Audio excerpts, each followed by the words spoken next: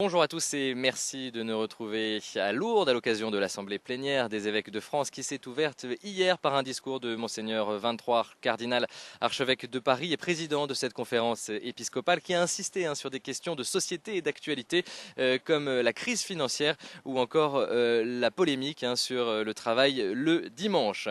Les évêques se sont ensuite mis au travail en évoquant le synode des évêques qui s'est tenu à Rome, c'était au mois d'octobre dernier, et puis les évêques se sont ensuite attaqué à un dossier très important, l'un des dossiers phares de cette session du mois d'automne, cette assemblée plénière. Il concerne la gestion du patrimoine cultuel de l'Église, c'est-à-dire des édifices religieux qui à 90% appartiennent à l'État qui finance l'entretien de nos églises. Mais ces églises à la campagne, eh bien, elles sont désertées, il y a de moins en moins de monde à la campagne.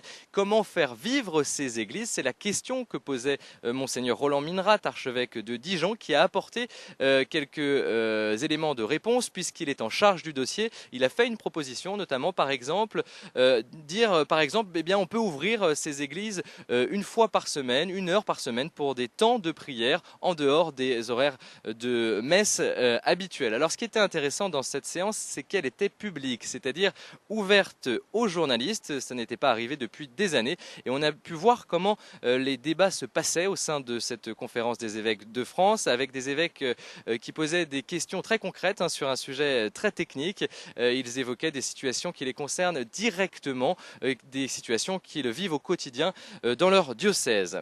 Voilà ce qui s'est passé hier. Aujourd'hui, on va reprendre les débats ce matin dans quelques heures avec un dossier très important qui concerne la visibilité de l'Église au sein de la société française. C'est l'un des dossiers de cette assemblée plénière.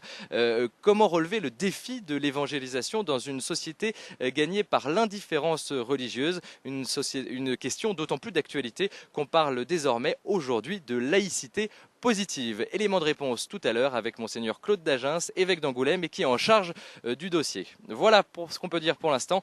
On se retrouve tout à l'heure pour faire un nouveau point sur ce qu'il se passe à Lourdes.